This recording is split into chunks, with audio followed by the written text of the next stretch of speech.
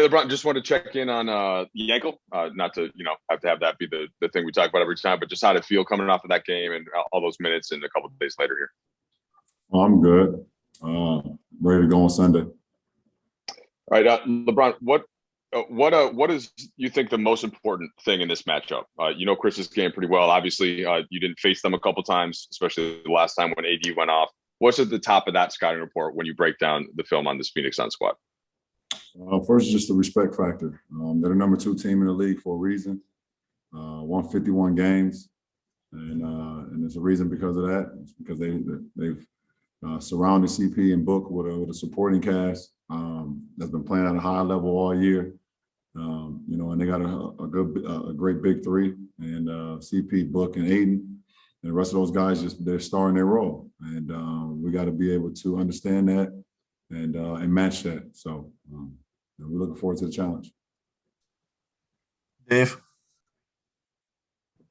Hey, LeBron, sometimes you see like former players get together on like a round table, guys that were friends when they were playing, and maybe one guy has rings or accolades and the other guy didn't get him in his career, and there's kind of some ribbing that goes on. What's the dynamic like with you and Chris? Obviously, the respect factor, we all see it and know it.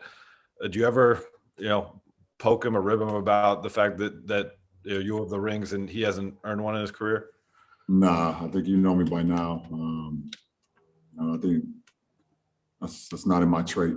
I don't really talk about my accolades or what I've been able to do. And our friendship is beyond that. So I'm not one of those guys to talk about what I have. I think that's very shallow. It's beneath me personally. So I don't get involved in that. Bill?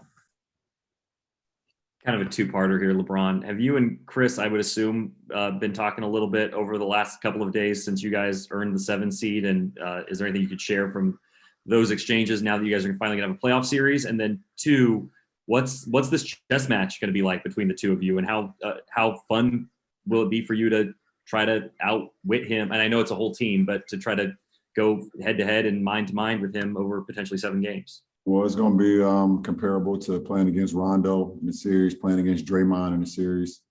You have those out of this world IQ type guys and fierce competitors, at the same time. So it's the same thing.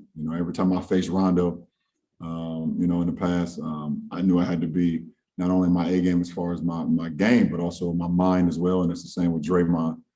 Every time you go against those Warriors teams. So, I've had experiences with those 2 guys, so that would definitely help me, in matching up with CP, because I know the competitor and I know the IQ of the basketball player he is.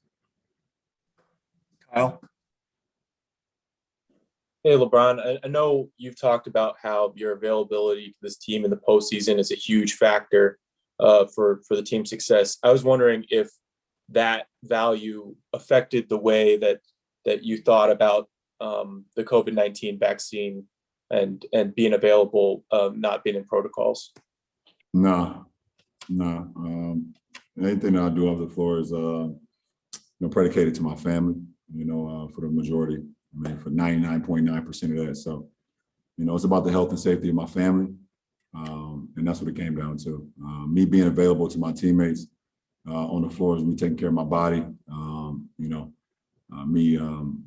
Doing everything I can do to make sure I'm available both mentally, physically, and spiritually as well. So, but anything of that nature, that's all family talk.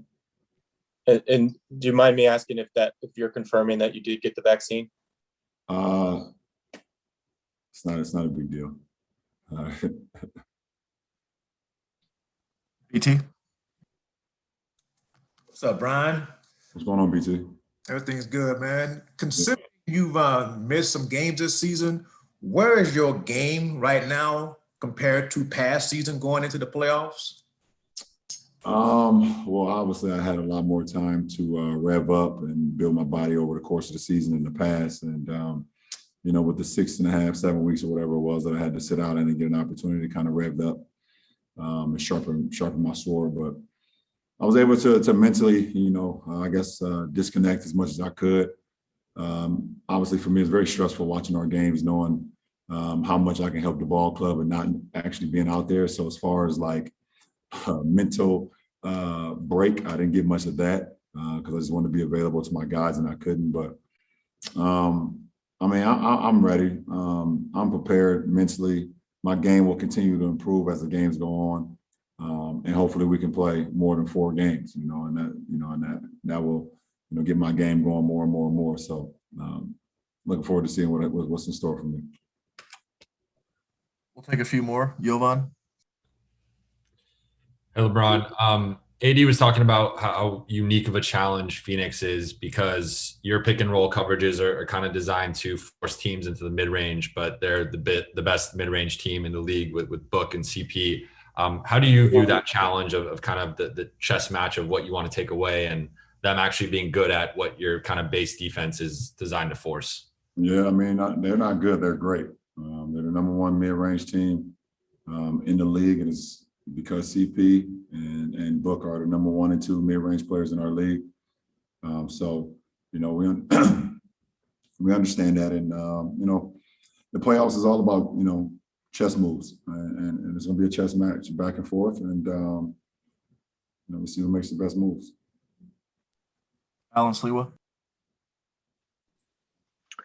Hey, LeBron, I just want to get your thoughts. For all your playoff experience that you had, is there, of course, every game is very valuable, but is there something about game ones? Do game ones kind of set a tone to a series? Do you look at a game one a little bit differently? Game one has always been like a learning experience for me. It's kind of set the table to know what to expect, to know, what to look for the rest of the series. And obviously there's going to be adjustments, coaches and players and everyone makes adjustments, but it kind of sets the table. And for me, it's kind of a fill-out game for me personally. But for our team, it's not a fill-out game. We want to come in and play, how we did in the second half of this last game against the Warriors. We don't want to have a fill-out game, but for me, it's kind of it's a mental thing for me. Of how I'm breaking down the team, breaking down the personnel, and then getting on the floor in that game one, and how I can be better in game 2. Last question, Melissa Rowland. Hey, LeBron, with all of the incredible and sustained success that you've had for 2 decades, how often do you think back to like when you were in high school and dreaming of getting to where you are now and the guys that really influenced you back in those days, like Coach Dan Broad and guys like that? Think about them every day. When I'm thinking about basketball, it's not a time go by when Frank Walker and Coach Drew Joyce and Keith Danbrod doesn't come to mind. They basically gave me the whole DNA and the blueprint of how to play the game of basketball, both as an individual, how to work hard, how to be selfless, how there's no I in team. And without the greater of all of us, then, you will not, get the reward that you're actually looking for at the end of the road. So, they're like my big 3 when it comes to basketball. Frank Walker, Coach Drew Joyce, and Keith Danbrod. They gave me all the tools for when I started playing at 9 all the way till I was 18. Playing in little leagues to middle school league to AAU ball to high school ball, travel leagues and things of that nature. So I wouldn't be the player who I am. I wouldn't be succeeding with the way I have at the best league in the world, the NBA, without the influence of those 3 guys.